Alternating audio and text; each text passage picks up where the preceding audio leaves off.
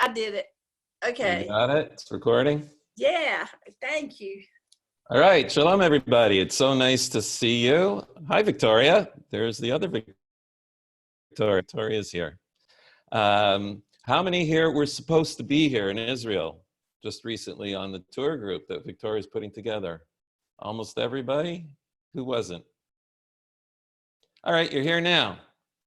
So Lindsay was kind enough to invite me to speak to your group. I often do that with groups who are around Tiberias, the Tiberias area, because that's where I live. I'll show you in a minute. And usually there's not much to do in the evenings at your hotels. So I would go down to the hotels after dinner and give a little talk.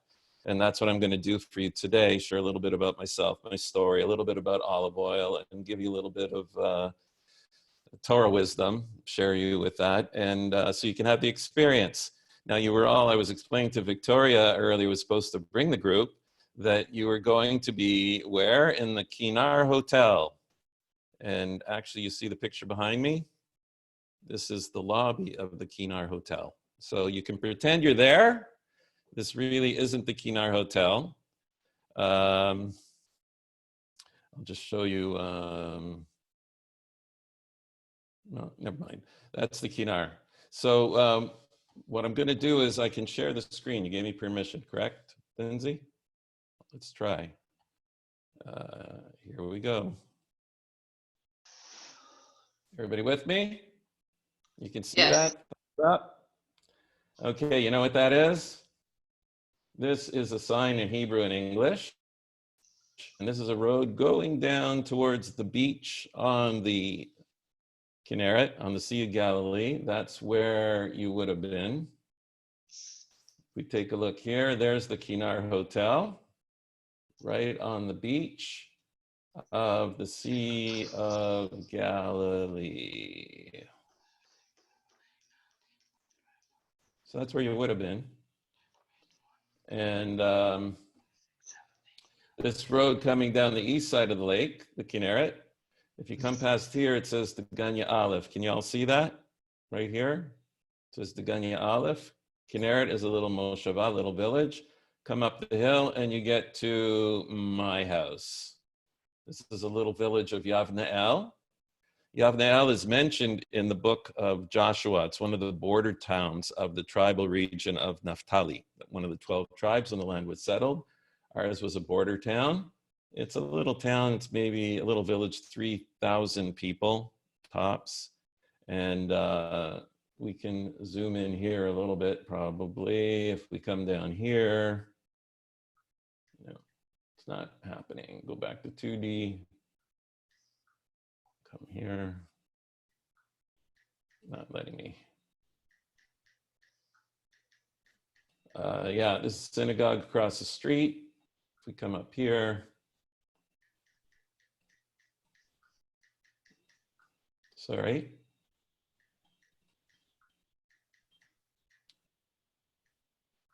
It's not working. There's another synagogue here across the street from me. Just go a little bit farther. And that's my neighbor's house. And this is our place. This is Galilee Green headquarters in Israel. Okay, so that's where we are. I'll just zoom out a little bit. It's on the side of a hill here. It's a double rift valley, and then you go down here to the Kinneret. And over here is Kibbutz Degania. Kibbutz Degania was the very first kibbutz. Kibbutz is a communist co-op, a commune, and where nobody owns their own property. The kibbutz owns everything. Very idealistic. They become less idealistic and less communist as the years have gone by. But this is where the olive groves are, where we make our olive oil. So it's grown and we pack it here, and then we bring it up to Yavna'el, and from there ship it to you. This is our site, Galilee Green. And as Lindsay said, we have lots of recipes, things about Israel, some Torah wisdom, health, and all kinds of wonderful stuff. I'll come back to that later. But what I want to do is, before we continue, Lindsay asked me to tell you a little bit about my story and how I got here. Everybody's interested. I was born in Canada, in Toronto. I grew up there. My parents were originally, my father was originally from Amsterdam. We go back many, many generations. The name Veffer comes from Holland. And the reason why I'm mentioning that now is that it is today. They're celebrating in Holland the end of the Second World War. And actually, my family was in hiding for 3 years. And incredibly today, I got an email. I want to show you I'm going to share my screen again for a second.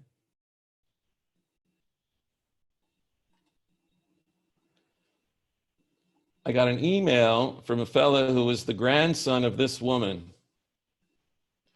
This woman beside the little one, that's the little Jewish woman. That's my grandmother.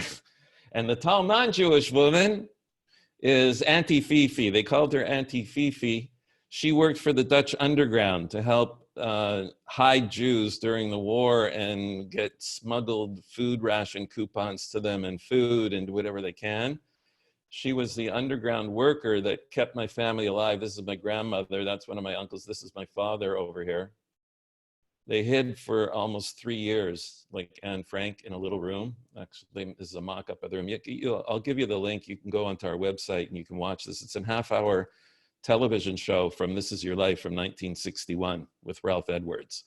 And they reunited the people who hid them. It was an incredible story. But I got an email today from out of the blue. This guy said, I found out about you. My grandmother was Auntie Fifi, and I told him, I just thanked him. Without his grandmother, I wouldn't be here talking today.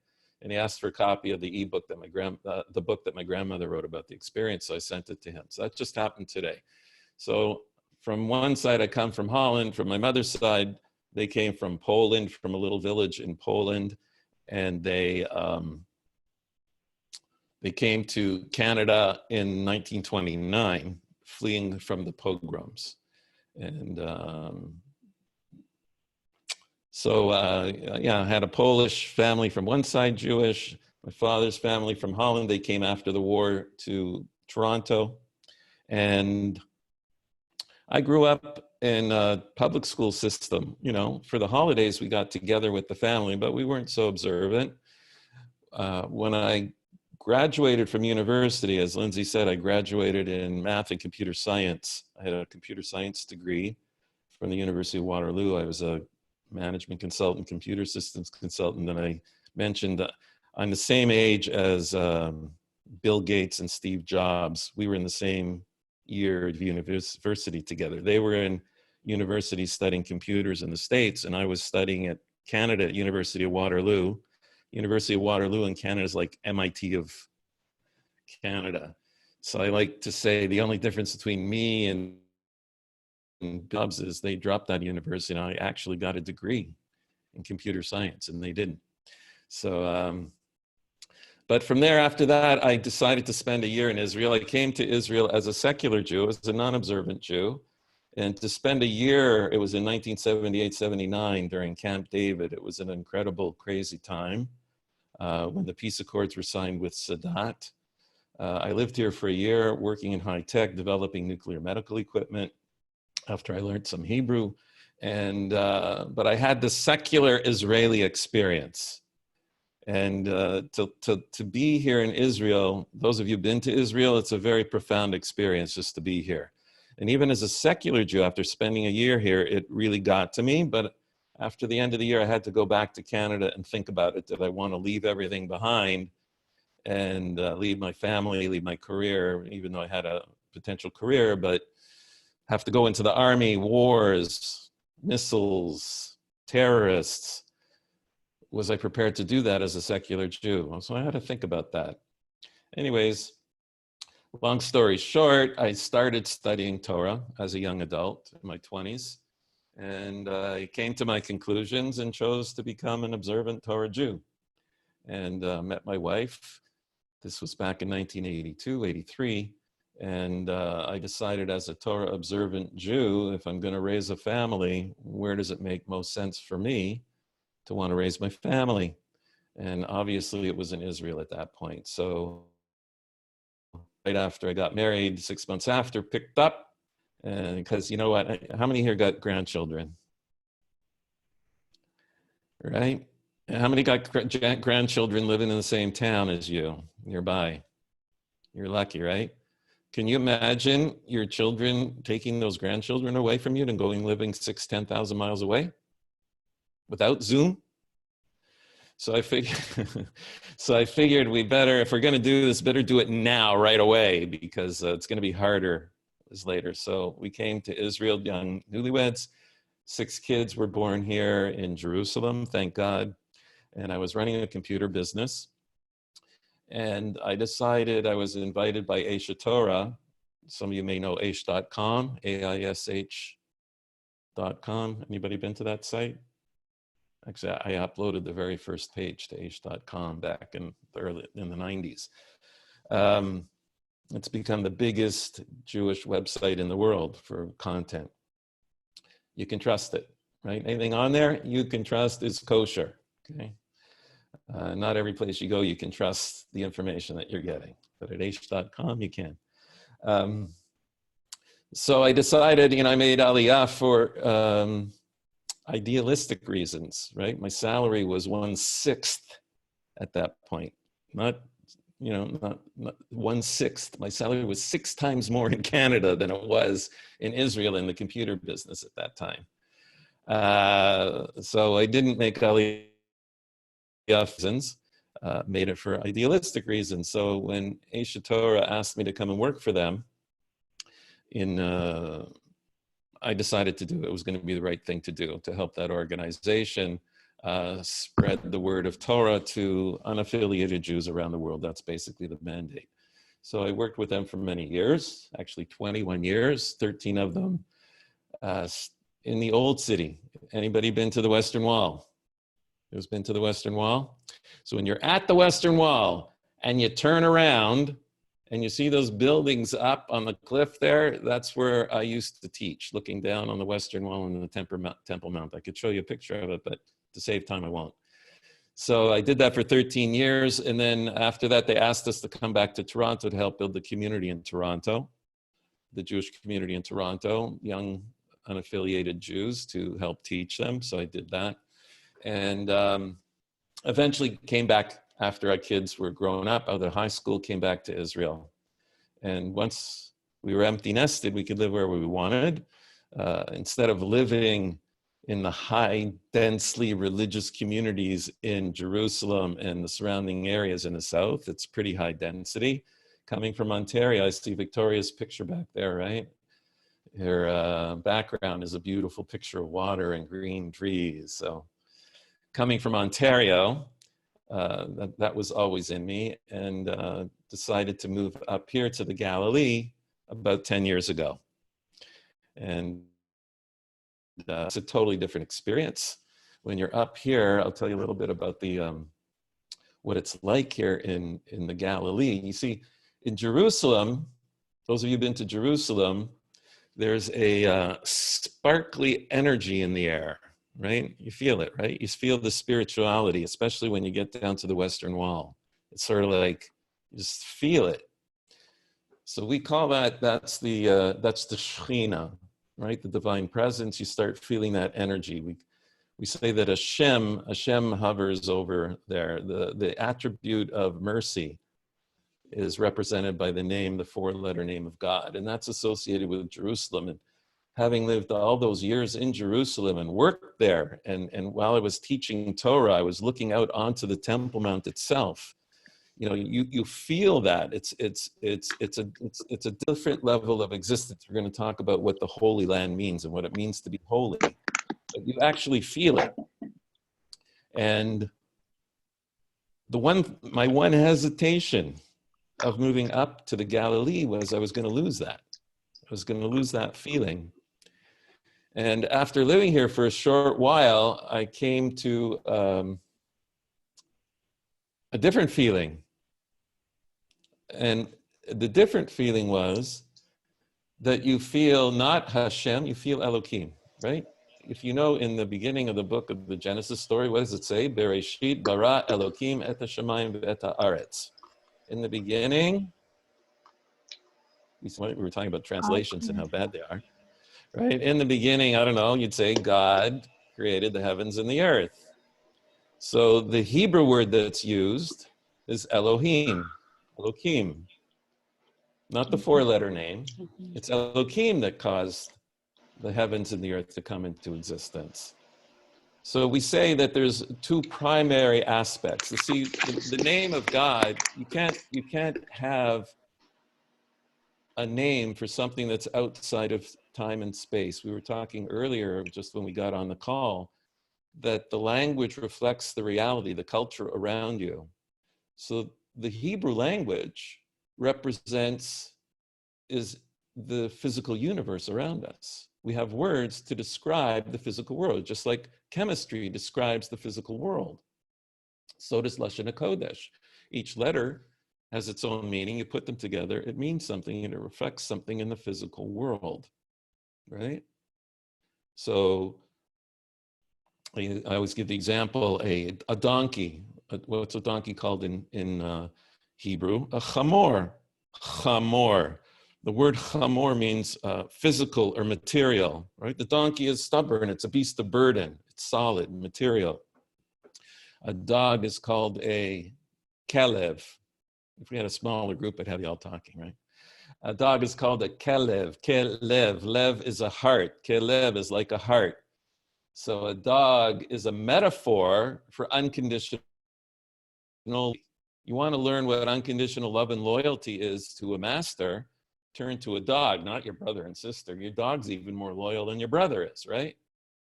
So love isn't, there's Jack's nodding. Love is an abstract concept. You can't touch it, taste it, right? So we need physical things that are metaphors. Your soul. What's the word for a soul? You can't touch a soul. So we can't have a word for a soul. It doesn't exist in time and space. Your soul transcends time and space. So we call it in Hebrew a neshama. What's a neshama? A neshama, anybody know? A breath. The word for soul is breath. It's the breath of God, as it were. There's no word to describe it. Spirituality is called ruach, ruchniut. What's ruach? Wind, right? Wind, it's sort of there, but you can't touch it. That's the spiritual realm, right? So anytime we have an abstract concept, we can't have a proper name for it, something that's out of time and space. So we can't really have names for God. The Almighty, the infinite being outside of time and space, what does he do? He relates to us in different ways. We perceive a relationship and we can give a name to the relationship. It's not describing the essence. You can't of something out of time and space with language. But you can describe how that thing relates to you. I'll just give you a little example, right? Somebody was having a hard time saying my name, Shmuel, right? So Shmuel is one label. Some people call me rabbi. Some people call me dad, right? Is my essence any one of those? Well, the ones who call me Abba,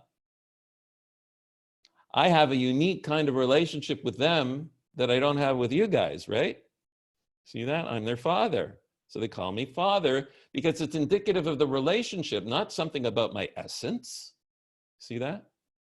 So our names for God are all about describing a relationship. The Bible critics, what do Bible critics say? Oh, you have the Elohim God. We call him the E-God. And then there's the J-God, right? So there's the J-God. So we have, obviously, it must have been multiple traditions of multiple pagan deities, and that these mythological deities that had the J-God and the E-God and the this God and the that God, because we have so many different names of God, it was all these different pagan tribes that coalesced into the Israelites, and that's Bible criticism, right? Bible criticism, right? No multiple authors of God, no multiple gods. They have no idea how Lashon HaKodesh, how the language of holy, the holy language works. When God is relating to us, the force, the power behind nature that causes time, space, matter, and energy to come into existence from nothing, this ultimate metaforce, right? He's the force behind nature, but he can't be a force because in order to be a force, you got to be within nature. Power, time, right? He transcends that. So there was a metaforce that caught, right? The Big Bang says something. You can't move or cause a bang unless some force acted on it. But he can't be a force because he's outside of physics. He's outside of time and space.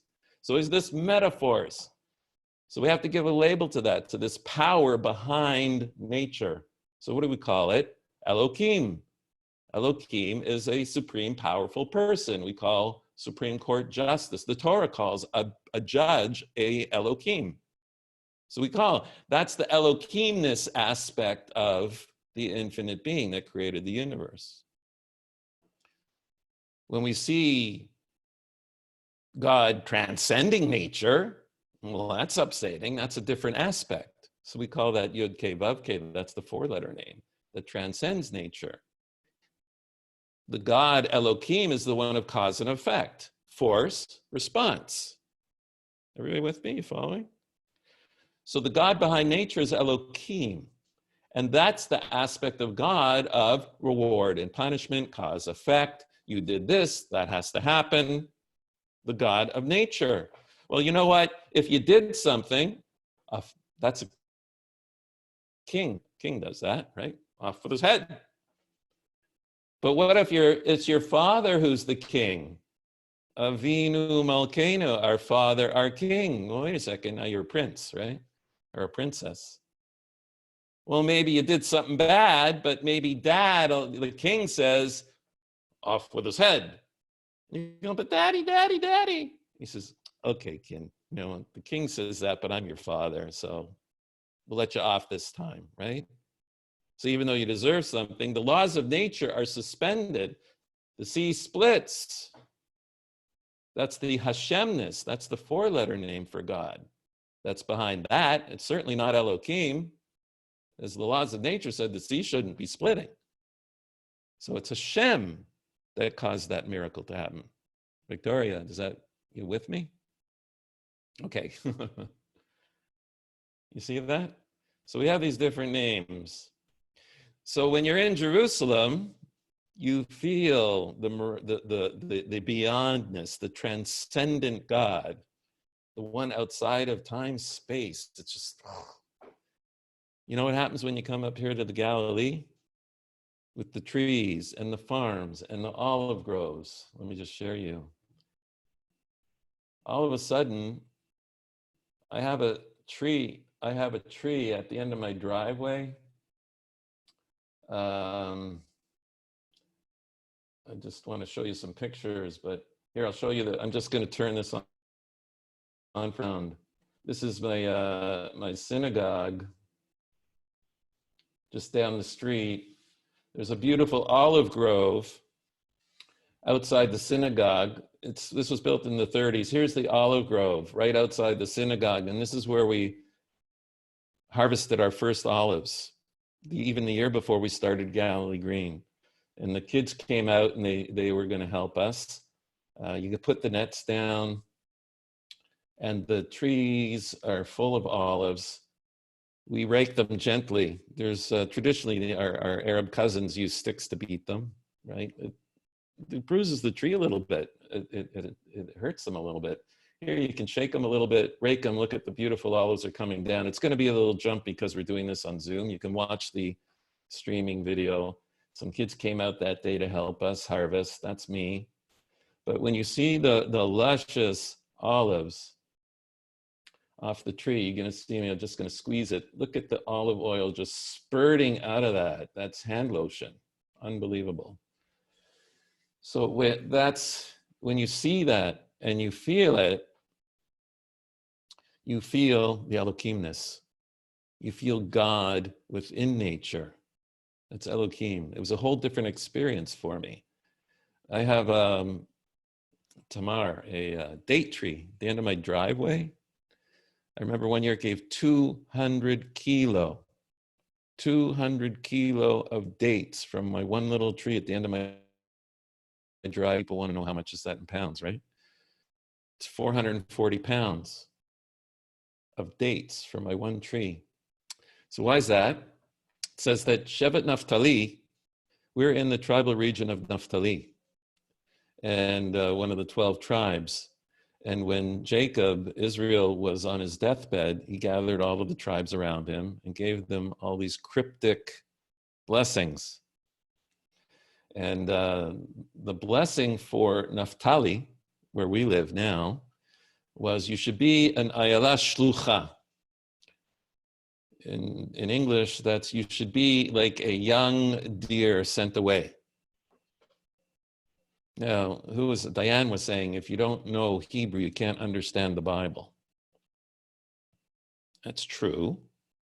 But even when I tell you the English words, the English translation, do you understand what that means? You should be an ayala shlucha Naphtali. Your blessing is that you will be like a deer sent away. Any of you out there have a clue what that means? So it's just not enough to have the Hebrew. It's ayala shlucha. Ayala is a young deer. Shlucha means sent away. You're still lost. So the tradition from Sinai, from when we got the Torah, handed down 3,330 something years ago, from teacher to student, teacher to student, teacher to student, teacher to student, teacher to student, unbroken chain. What the heck does that mean? Down to me, who got my rabbinic ordination from my teacher, who got it from his teacher, who got it from his teacher. And if it's about 80, it's only about 100 links in the chain, right? When you go teacher to student, because an elderly teacher, an 80-year-old teacher can be teaching a 20-year-old student. 60 years, divide 60 into 330, 3,300, it's not that many links.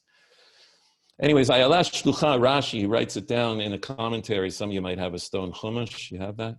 I know some of you must have it.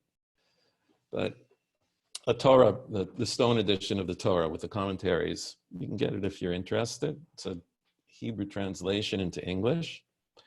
Rashi from the Middle Ages mentions in his commentary, ayala shlucha means that the perot abikat ginosar kalit bashel. Okay, the fruits of the valley of Ginosar. You would have seen Ginosar if you came on your trip, right? Victoria, you were going there? It's right near Capernaum. It's just beside Migdal, right? Magdala, Migdal. Actually, I can bring it up on the screen here. Let me share the screen. I'll show you where that is. In the 10th century,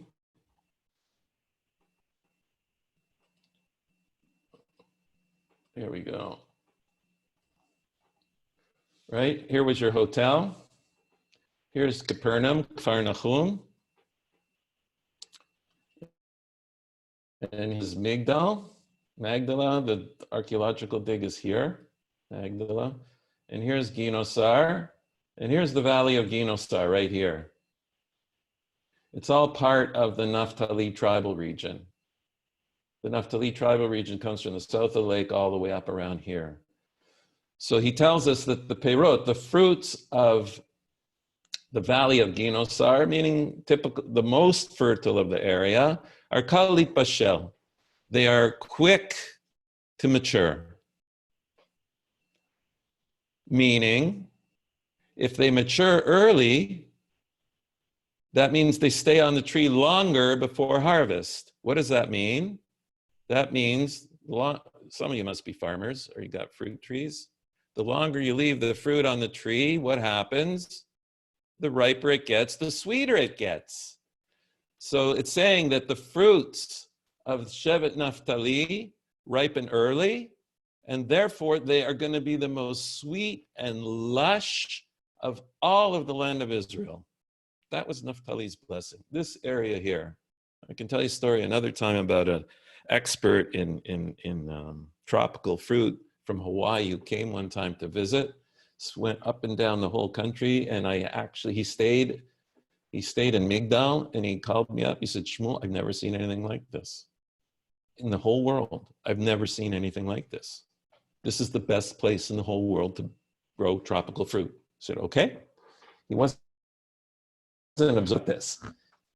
So that's the blessing given to Naphtali, and that's the blessing of this part of the land. And that's when you start feeling Elohim, when you feel God in nature. It's an unbelievable experience. When we made that first batch of olive oil and I tasted it, it was like nothing I ever tasted in my life. Well, certainly it was just fresh that day from the tree. You can't get fresher. And but there was something about it. And that was that day I said, I have to do something about it. We tried to do a nonprofit organization. To begin with, that didn't work out so well. And then I founded Galilee Green because I figured, let's share this blessing with people around the world.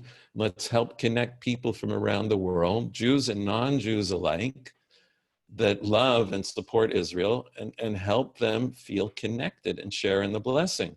But more than just ship out the food, right? Here, here's your tin of olive oil, right? More than just getting this in your kitchen. It's not just about that.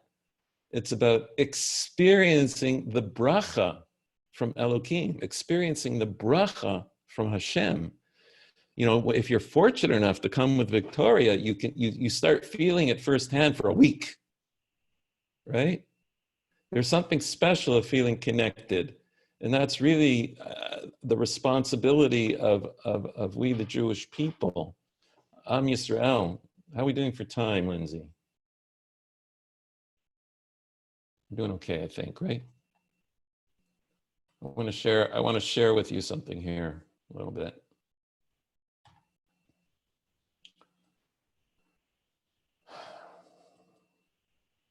Holy, right? You can see that. Holy, what does the word holy in English mean? I don't know. All English words are arbitrary. They don't have intrinsic meaning. Kodesh.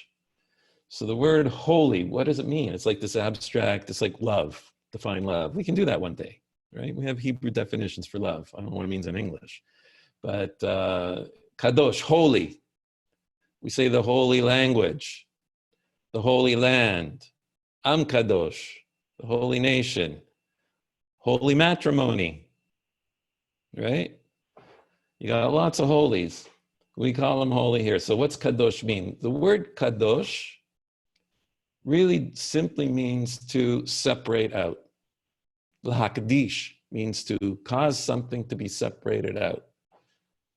If we're going to offer an offering, an animal offering in the temple, we makdish it, right? We separate it out and say, this is designated for a unique role or relationship with the Kadosh Baruch Hu, with the Holy One, blessed be He, from any other animal. I'm separating out this animal, Akdish.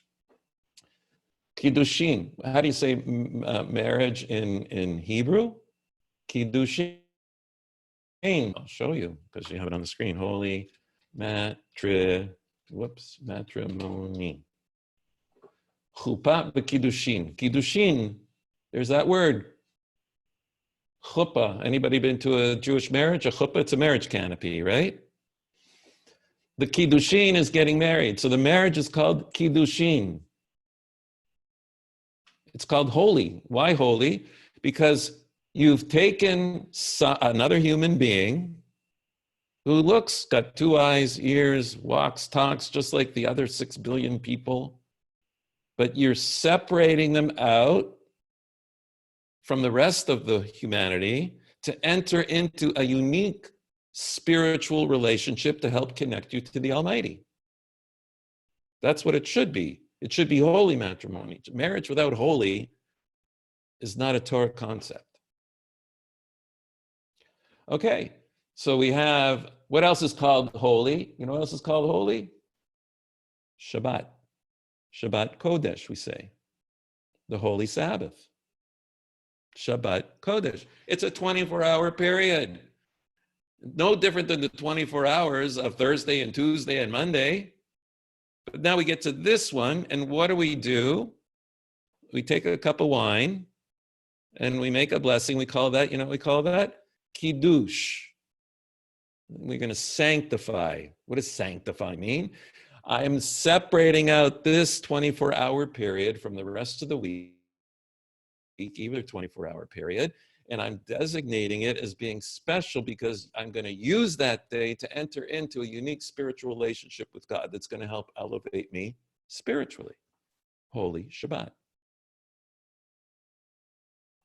When you come to the land,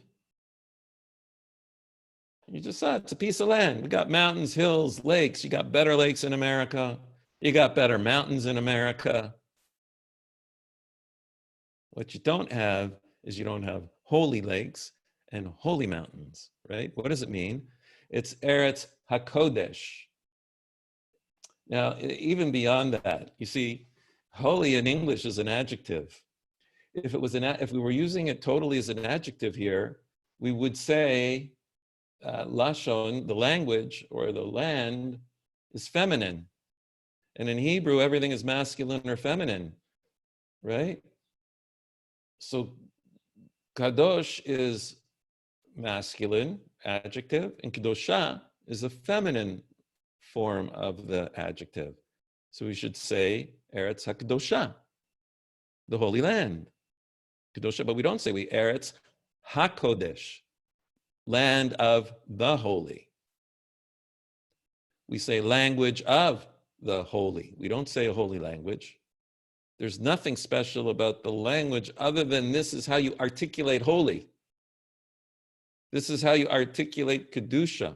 There's this concept called Kedushi, transcendent, spiritual, that manifests itself in the land in Israel, manifests itself in language in Lashon HaKodesh, the Hebrew language, manifests itself in time as Shabbat. You say Shabbat Kodesh, not Shabbat Kedosha. So this is the land of holy. It's not the Holy Land. What does that mean? That the Almighty separated it out from all the other lands, that it looks just the same. To enter into a relationship with that land that's going to be used to what?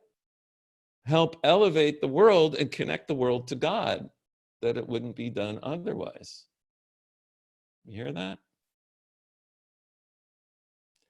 We are called Am Kadosh. Am Yisrael, the nation of Israel, is called Am Kadosh. Why? We're a nation like everybody other nation. There are a lot of Israelis that want to be like every other nation. But God doesn't want us to be like every other nation. We're his Bechor, we're his firstborn. He took us out of Egypt, brought us to Sinai to give us his Torah, the Kodesh, the Holy Torah. It's a book. No, it's not a book like any other book. This is how you manifest holy in written form, right? And you're going to enter into a relationship with that book, that Sefer, that's going to help elevate you and connect to the Almighty in a way you need it. You need that book. You need it. You need the land with the book. Torah means instructions, right? You translate Torah. How do you translate Torah? Bible? Book? That's a bad translation. The word Torah, I'll tell you what Torah means. Let's look it up here. Well, you know what? Never mind. The word Torah means instructions. It's instructions. The horot. Anybody knows a little bit of Hebrew, you might know that, oh, am I sharing here? I'll stop sharing for a second so I can look at you guys. There's another word. You might know a word called moreh, is a teacher. Some of you are learning Hebrew from your moreh. Karen's nodding. Yeah, moreh. It's the same root as Torah. Morah, Torah, it's the same root. Lehorot. Lehorot means to instruct. So your morah is your instructor. There's another word that sounds like that same root. You know what that is? Horeh, horim, parent. The word for parent is an instructor. Now, doesn't that tell you something about the essence of the job of a parent? It's not to sire children. Your job is to be an instructor of wisdom, right? Torah is just instructions. It's the user's guide for the universe. I'm a computer guy, right?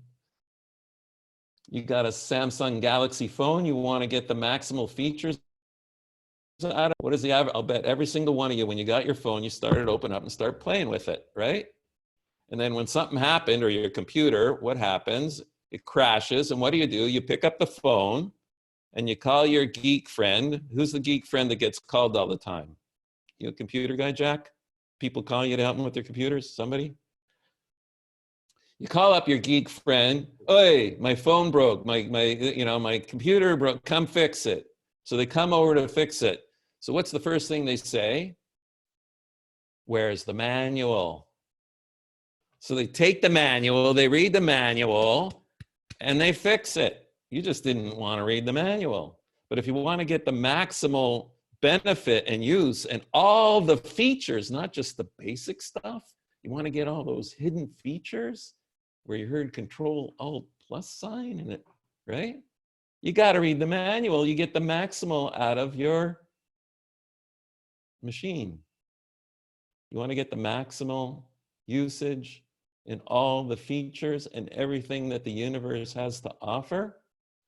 You need the user's guide. The Jewish people are the geek squad.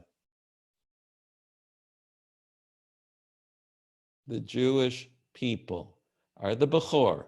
We're the oldest brother. We're the older brother. And all the younger siblings are playing around with the world. And we're the ones that are told, you, the user's guide for the universe, so that when everybody else gets into trouble, you'll be able to explain it in language they can understand. This technical law book that I'm giving you with the oral transmission of what all these words, what an ayala shlucha means, all this stuff, you guys got to spend your lives learning this and transmitting it and becoming expert in it. So when they ask you a question on Zoom, what do I do now? You'll be ready. You're there for them.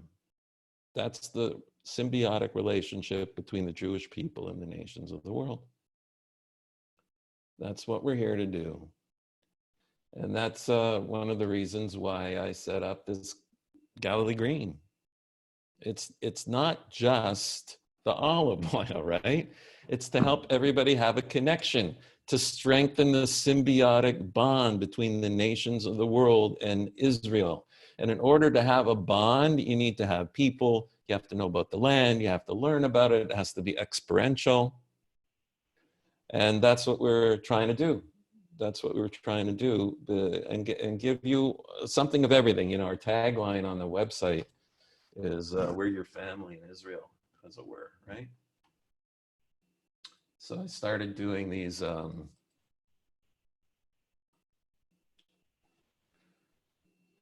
yeah, so that's why we have all of this stuff.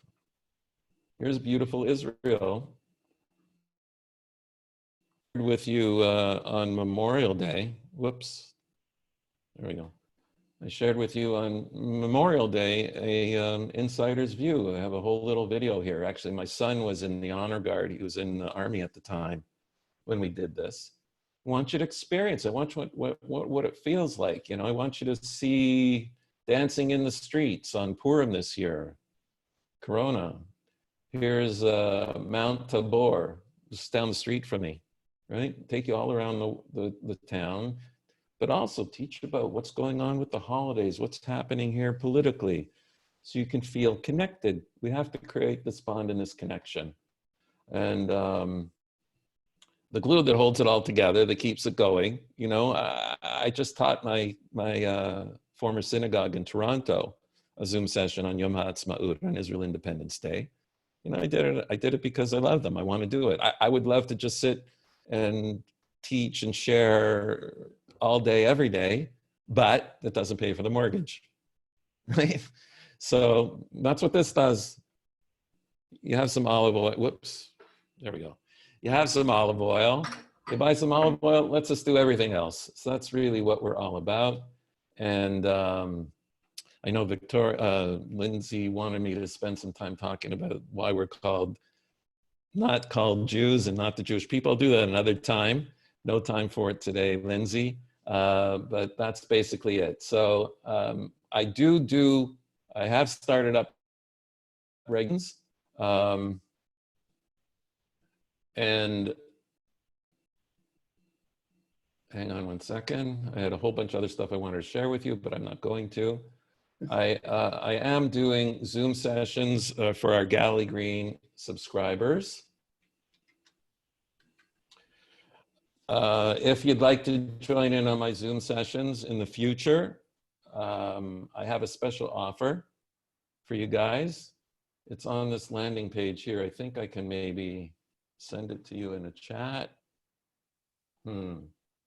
Chat, no. I'll have to send it to Lindsay. She'll send it all out to you. But you can see it here. It's GalileeGreen.com, land 10. With me, land 10. And actually, you hear it. Lindsay was at my last Zoom session. Here's the Honeycuts. They're there and they're here today. And Diane Pierce was there. So what you can do is I'd love to have you join me. I'll be doing them regularly. And I have a special offer for you. Here's 2 tins of olive oil. Regularly, if they were on subscription, it would be $49.95, including shipping, express shipping to America. I'll give you guys a $10 discount. It'll automatically be applied. So you'll only pay $39.95. You'll get the 2 tins of olive oil, including the shipping, to your door. It'll be luscious, delicious. If you don't like it, 100% money back guarantee. And you'll automatically be registered for all our future Zoom sessions. And 6 months later, the regular price is $49.95. And you can cancel at any time. You can upgrade. You can buy individual shipments. And that's what I have for you to offer. And you click on the button, and that's that. So let me stop sharing the screen. And I'll open it up for questions. I'm going to unmute everybody. I know that probably you do have a lot of questions, so try to be respectful, to each other. But first, I just want to thank you so much. This has been wonderful, and so I'm going to unmute everybody right now. And last time I spoke to Lindsay before we set up this, I have a tendency to give over too much information, too many ideas in a short amount of time. That's my failing. So I apologize in advance. There was a lot. I think I talked about a lot. I had a plan to speak a lot more, but I held back. So anybody have any questions about anything? And also I'll be available. You can send me an email, shmuel@galileegreen.com. You can send me an email directly if there's no time to ask your questions now. Go ahead. Everybody's unmuted now. Does anybody have a question? Well, I just want to say quickly, thank you so much for that wonderful BFP offer for the olive oil. I love it. I'm going to take you up on it. Okay, thank you, Lee. Looking forward to welcoming you to the family. Amen. And how many people here? How many people here are already getting Galilee? I see a bunch. What? I am. Diane, Frances, Victoria. How many what? Carolyn, beautiful. See, so you're just joining. You're all friends that are already part of the family. You didn't know it though. Yeah. Rabbi. Yeah. Hi, Tish. My name is Tish. I have I just want to thank you. I've never in my life spoken to a rabbi before. It's just, it's the essence of God with me, getting to have this privilege of someone who knows God in such a more personal way with regard to culture and language, etc. I just thank you so much. This has been wonderful. I do hope that we can go back to it and take more notes and learn so much more. Thank you. Well, thank God Lindsay taped it, right? Yes. Recorded it. So Thank you so for much, Tish. reminding me. I really appreciate it. And you know what? It's my pleasure Oh, and it's my responsibility. I mm, think the non-Jewish people of the world, like all of you, it's a tragedy and a travesty that you don't have access to be able to do it. And you know what's sad? That the vacuum that's created by not having access to people like me, who like to people like you, right? Is that the vacuum gets filled with charlatans and phonies, people that That's really right. don't know what they're talking about. And that's the really sad thing. Shmuel, Yeah. I'd just like to say, did you bring up the fact that you were, I know Lindsay introduced you in this way, but you were really vital in starting Honest Reporting in Canada. And Yeah. how long were you with that? And it's still going, obviously, and in the States Right. as well. But Well, I was involved in honest reporting in Jerusalem before, but when I went to Canada, see, my feeling is my responsibility, you have a responsibility to deal with the people that are within your area. So when I was in Jerusalem, our mandate was the entire Jewish people. When I got to Canada, so my responsibility, well, I'm uniquely positioned now to do something in Canada. What can I do for Canada, Canadian Jewry? So I said, I can start up Honest Reporting Canada. So that was one of the things I did at the very beginning. We started it up there at the very beginning. I'm technically still on the board of Honest Reporting Canada. I'm their sort of Israel rep, even though I've been back here for 10 years. So yeah. Rabbi, you did a masterful job of just leading us, getting us closer to the land. I want to come live next door.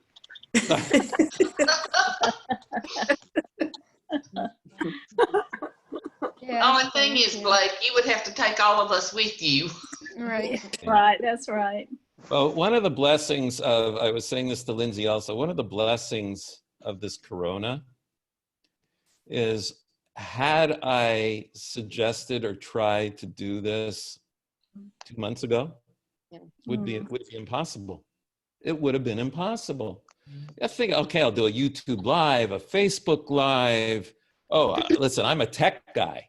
I'm a geek, so I know there's things like Zoom. Go and get all of you fellow baby boomers to say, hey, let's do Zoom. Oh, what? So only because of Corona has the world been able to be united like this. This is the unbelievable opportunity. That's right. It is unbelievable. Yeah. I've had church groups around North America wanting me to come and speak to them. Can't do it. First of all, it's too expensive. It's complicated. Now I can do it every day. I can speak to 5 church groups a day like this, right? Right. If any of you have any groups that you'd like me to speak with, we can be in touch. You know, each one of you might have your own circle. You know, if you get 10, 20 people together, I'm happy to do this. You can pick a topic. What are you interested in? You know, I'm planning on doing my own ideas for Zoom for Galilee Green. But you might have topics, and if we can figure out how to do it, I'm open and available. Rabbi, you on your Facebook, you have like the walk and talks, and I Right. think he said this morning he was. If you'll go on there, you'll see that it was pouring down rain at the Galilee, and he did a little 5-minute session about how that rain, he hoped it symbolized the cleansing of the land and everything. And so you said you were going to do one on there about Shavuot, right? About Pentecost. Well, my next Zoom for the Galilee Green subscribers is going to be getting ready for Shavuot, and I'm going to talk about how there's no such thing as the 10 Commandments. It doesn't say 10 Commandments anywhere. No, it doesn't. Right? What does it say? It says Aseret HaDibrot. What's Dibrot? Anybody know? 10 words. No. Well, ledaber means to speak, right? So again, you got to get into the language, understand what the word means. So why does it say Dibrot? And it doesn't even say commandments. It says mitzvot. What's a mitzvah? Mitzvot. It's a kind Translated deed. as a commandment. You know why? You know why it says commandment? And, you know, I had an epiphany. I was talking with one of my other subscribers. You know, there's a misconception in the Christian world that Torah Judaism is all about obedience. You ever hear that one? Obedience to the law. You hear that? Right. Yeah. You know, there's no word, the word obedience does not occur in the Torah, period. There's no such word. Ooh. Saitanut means obedience. Doesn't in the Torah, there's no such word. God says, if you'll hear and listen to what I'm saying, he doesn't And say if you're do. obedient. Do. So we're going to talk about that. We're going to talk about They're not saying what do. the revelation at Sinai was all about, what we got there, what we didn't get there. Like, what did we get at Sinai? What did we get the day of revelation?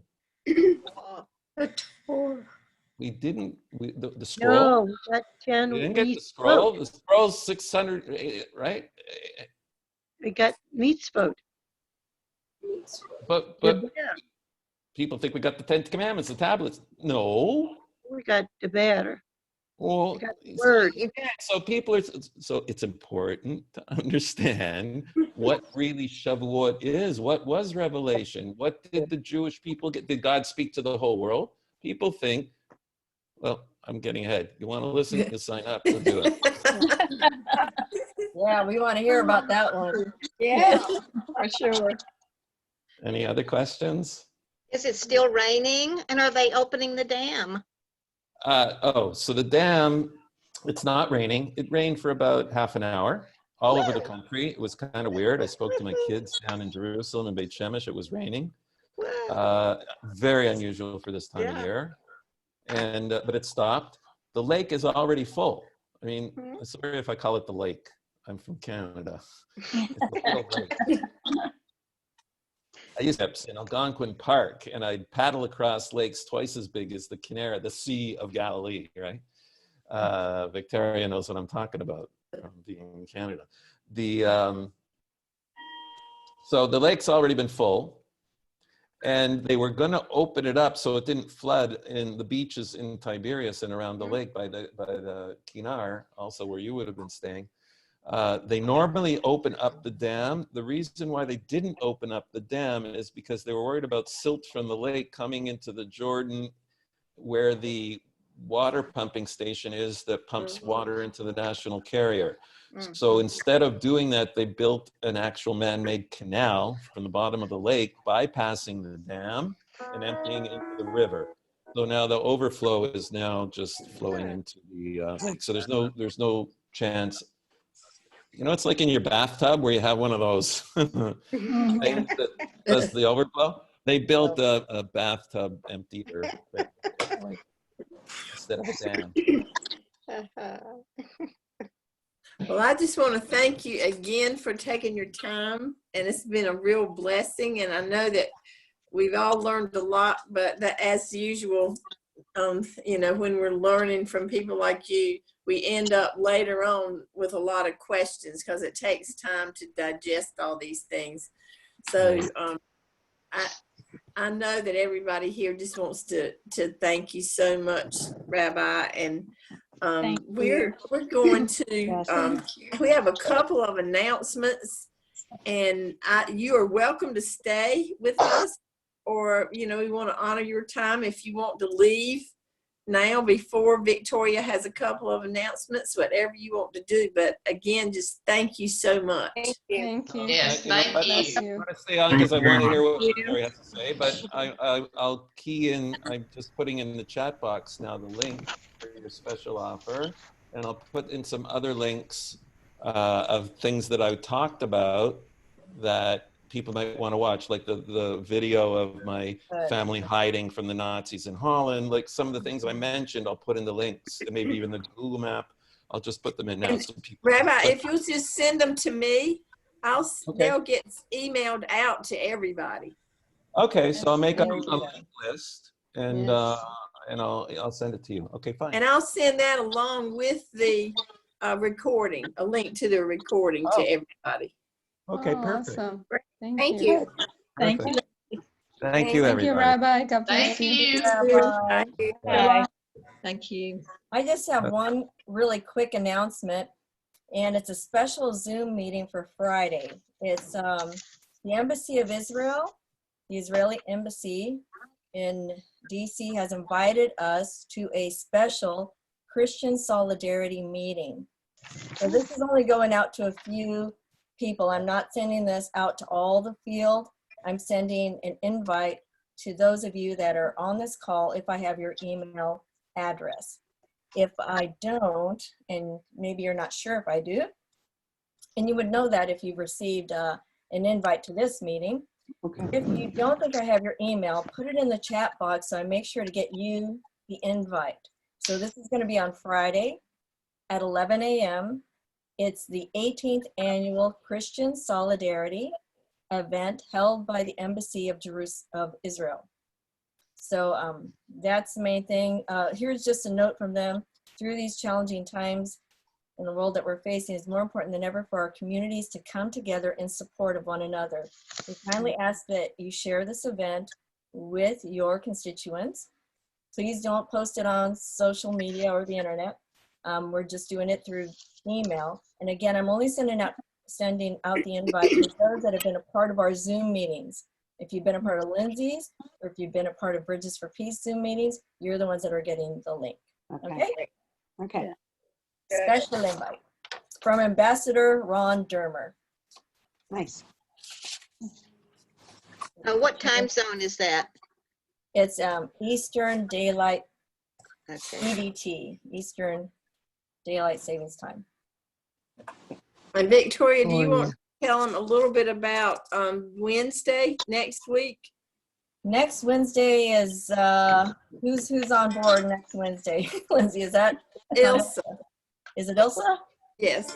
Okay, so we have Ilsa, volunteer to Bridges for Peace. She's going to be our guest speaker on Zoom, so you'll also get an invite to that.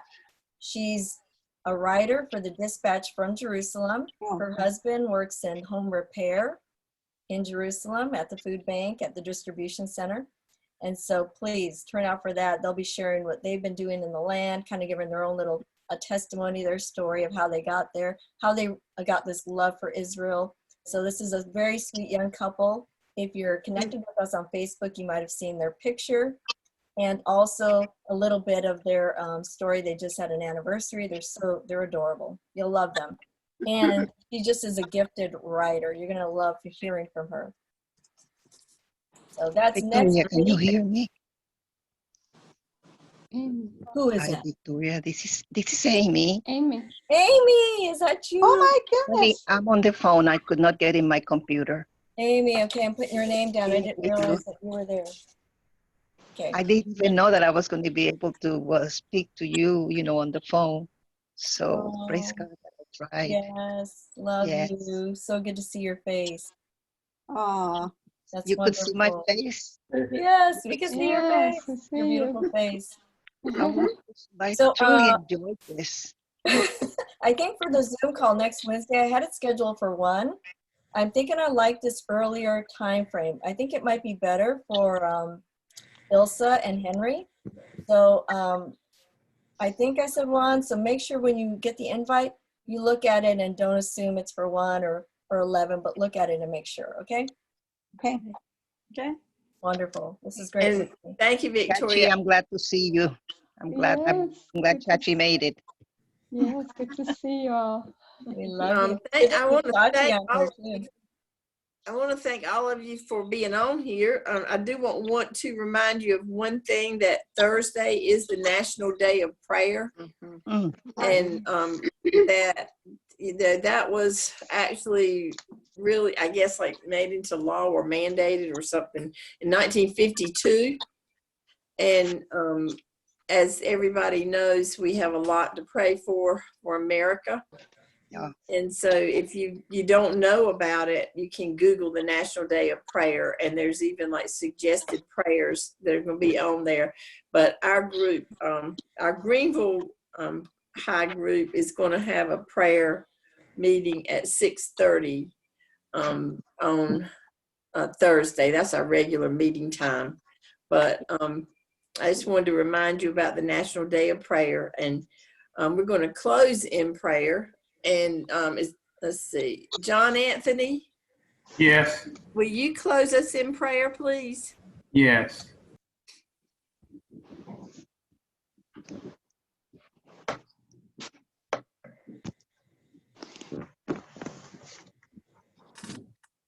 John, we can't hear you. You were already unmuted. Okay, there you go. Yeah. Let's just end with a Hebrew blessing. Yevarechecha Adonai ve'ishmerecha. Ya'er Adonai panav b'lecha ve'chunecha. Yisa Adonai panav b'lecha ve'isam lecha shalom. The Lord bless you and keep you. The Lord make his face shine upon you and be gracious unto you. The Lord lift up his countenance upon you and give you his peace. Shalom. Shalom. Shalom. Amen. Oh, no. And thank you, John. John. Well, I hope all of you have a blessed day, and I hope that we'll see everybody on Friday at the embassy. Amen. Blessings to everyone, and I'm going to end the meeting now. Thank you. Thank you, Lindsay. Thank Thank you. you, Rabbi. Bye. Bye. You're welcome.